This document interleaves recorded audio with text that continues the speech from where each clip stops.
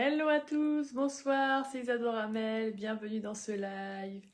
Comment vas-tu ce soir? Qu'est-ce qui va bien Qu'est-ce qui va bien? Je suis très fatiguée ce soir. Je viens de finir le cursus de communication animale. On avait la 5e session aujourd'hui. Et c'était assez fort. On devait faire les animaux décédés. Et au final, ça s'est pas fait comme ça. On a abordé un autre thème. Et il y a le crâne de cristal qui s'est présenté à nous, qui est venu travailler sur nous, qui est venu travailler sur l'animal avec lequel on était connecté.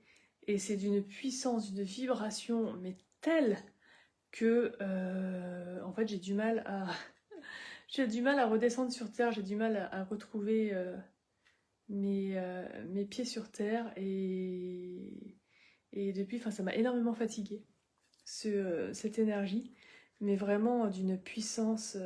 Je connais pas trop les énergies des cristals et leur magie, enfin des crânes. Le cristal, je connais, les crânes, je ne connais pas. Je mélange tout, c'est très compliqué pour moi ce soir. Et ouais, je connais pas trop les énergies des crânes. Mais maintenant, de temps en temps, il y en a un qui se présente à moi. Le crâne de cristal, ça fait 2 mois ou 3 mois maintenant qu'il a commencé à se présenter et qui vient de temps en temps dans mes soins et dans mes enseignements.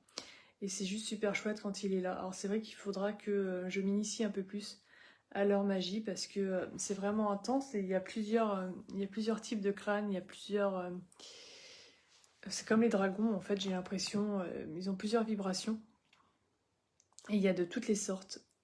Donc ouais, il va falloir que si tu connais les crânes de cristal ou que tu connais la magie des crânes, n'hésite pas à me le mettre en commentaire parce que ça m'intéresse vraiment de commencer à regarder ce qui se passe dans cet univers, même si je sais que je n'aurai jamais de petit objet en forme de crâne à la maison parce que ça je ne supporte pas, ça a beau être très puissant vibratoirement, ça juste voir la forme d'un crâne c'est juste pas possible pour moi.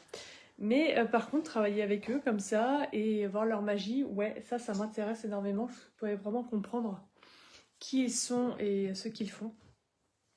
Donc n'hésite pas à m'en parler si tu connais cette magie. Donc ce soir, dans le cursus, on a abordé vraiment le thème du gardien.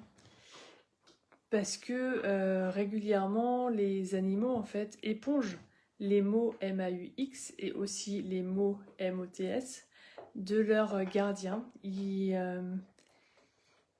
ont des souffrances, ils ont des douleurs qui ne leur appartiennent pas. Et quand on se rend compte de ça en communication animale, c'est pas toujours facile d'en parler avec le gardien. Parce que le gardien n'est pas forcément ouvert à ce travail sur lui-même. Et c'est là où c'est compliqué, c'est qu'il y a l'animal qui nous fait part de certaines choses, donc forcément c'est retranscrit au gardien. Et là, le gardien va bloquer sur les choses. Par peur, par ego, peu importe le pourquoi il bloque sur la chose. Mais simplement que ça va pas faire changer la situation pour l'animal. Il y a des personnes qui vont se rendre compte tout de suite en fait que ok alors c'est de ma faute, oui et non, hein, on culpabilise pas, c'est aussi un lien d'âme qui est créé et les animaux sont aussi là pour nous éponger, hein. Le but c'est qu'on s'éveille avec eux et qu'on fasse en sorte que tout le monde progresse, que tout le monde soit en bonne santé et que tout le monde soit sur son chemin d'âme. Donc quand tu as des gardiens qui sont ouverts à la réflexion, qui sont ouverts, on peut voir ensemble avec l'animal, avec le gardien, quelles sont les pistes qui sont possibles de façon à avancer dans la limite du possible pour le gardien au moment où la situation arrive. Par contre, quand on a des gardiens qui sont très fermés, parce qu'on a encore des personnes qui sont très ouvertes à la communication animale, mais qui sont fermées à l'ésotérisme et à la spiritualité et à tout ce qui est travail intérieur, être de lumière et tout ça. Alors qu'en fait, c'est exactement la même chose. Et qu'il n'y a pas de différence entre communiquer avec un animal, communiquer avec un végétal, communiquer avec un défunt ou communiquer avec un être de lumière. C'est la même chose. Ce sont juste des vibrations différentes. Mais en soi, c'est la même chose. Et Mais voilà, les gens sont pas encore forcément prêts à ça. Donc c'est délicat de leur dire que bah, ton animal il va pas bien parce que bah, ta vie c'est de la merde quoi. Et en gros c'est ça, hein. Soigne ta colère, soigne ta frustration, soigne d'abord tes émotions et puis tu verras que ton animal ira mieux. Donc c'est toujours avec pincette qu'il faut prendre ces situations, qu'il faut parler avec le gardien. C'est délicat parce que bah, tu dois forcément semer des graines chez le gardien pour espérer qu'un jour la situation évolue. Mais en même temps, tu as tes émotions, tu as de la compassion, tu as de l'empathie pour cet animal. Et c'est là qu'il faut vraiment avoir du détachement et du discernement pour ne pas tomber dans le rôle du sauveur. Parce que ton rôle, c'est de communiquer avec l'animal et c'est de retranscrire ses émotions, c'est de retranscrire son ressenti, c'est de ressentir ses douleurs, sa façon de voir les choses, son chemin au gardien. Une fois que c'est fait, en fait, ton rôle, il s'arrête là. Après, si tu fais des soins, machin, tu peux en faire à l'animal, tu peux en faire au gardien s'il est OK avec ça.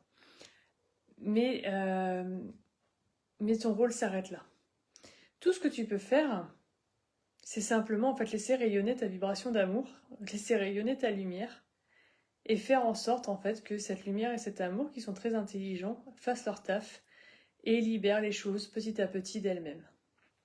C'est pas facile pour un être humain de faire cela parce que il veut toujours que la personne se réveille, que la personne bouge, que la personne avance pour le bien-être de l'animal. Mais chacun a son rythme et ça, il faut le respecter. C'est parfois injuste, c'est parce que tout n'est pas juste, hein, ça c'est du bullshit, de dire que tout est juste et que tout le monde a son chemin et que tous les chemins sont bons, ça non.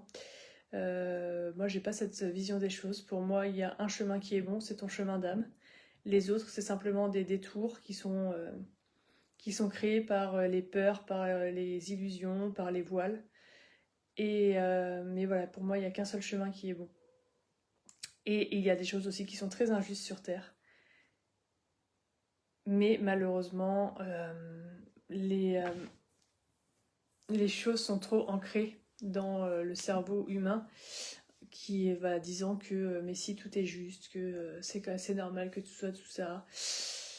Donc il y a encore beaucoup de travail pour faire comprendre que non, tout n'est pas juste et qu'il y a encore beaucoup de choses qui sont vraiment injustes.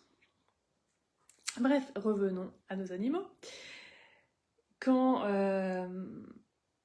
il y a des situations comme ça, toi aussi ça va te faire travailler. Ça va te faire travailler justement ce détachement, ça va te faire travailler ton empathie. Et tu vas voir que si tu tombes dans la compassion, tu vas en souffrir. Alors que si tu restes vraiment dans l'empathie, tu vas pouvoir tout ressentir lors de ta connexion. Et après, tu vas pouvoir repasser à ta vie normale. C'est très important d'avoir ce détachement. Parce que sinon, toi, tu vas faire 3-4 communications animales et c'est mort, tu vas arrêter parce que ça va être trop dur. Si tu es hypersensible, si tu as vraiment ces émotions ressenties au max, justement, en fait, ça va t'aider à gérer tes émotions, ça va t'aider à comprendre que ce que tu reçois ne t'appartient pas, que ça appartient aux autres, et que cela, tu ne peux rien y faire, hormis rayonner cet amour, rayonner cette lumière que tu as. Et en faisant ça, tu vas aussi apprendre à travailler cette hypersensibilité et la mettre au profit des animaux, les mettre à ton profit et que ça soit plus un frein. En tout cas, dans ce cursus de communication animale, il y a plein de choses qui se passent. C'est super beau, c'est super intense. C'est fantastique. On travaille avec plein d'êtres de lumière, on travaille avec plein de monde, on travaille avec des animaux fantastiques. Et voilà, du coup, j'ai trop hâte de commencer aussi le deuxième cursus. Parce que je sais que que les personnes qui seront présentes seront différentes, auront des magies différentes. Et du coup, le cursus, même si la base sera le même, il sera totalement différent.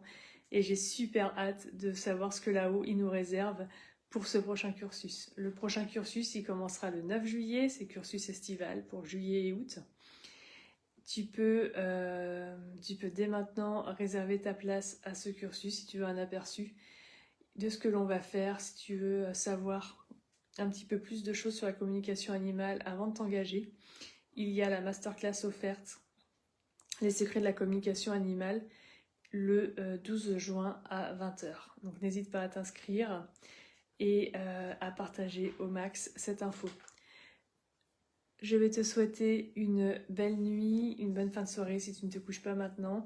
On retrouve cette vidéo en live en différé sur YouTube demain. Et d'ailleurs, je suis en train de penser qu'aujourd'hui, j'ai totalement oublié de mettre celle d'hier. Donc demain, tu auras celle d'hier et tu auras celle d'aujourd'hui sur YouTube. Il ne faut pas que j'oublie. J'ai complètement zappé. Bref, caresse à tes animaux et puis en avant vers ce chemin de lumière et ce merveilleux chemin d'amour inconditionnel. Je te dis à demain, un jour du portail énergétique du 6-6, un grand portail d'amour et d'empathie lui aussi, qui est en concomitance avec la nouvelle lune, donc un super renouveau vers ces énergies lumineuses. Ça va être super chouette. Je te reparlerai de ces énergies demain. Je te laisse, bonne soirée, ciao, bye.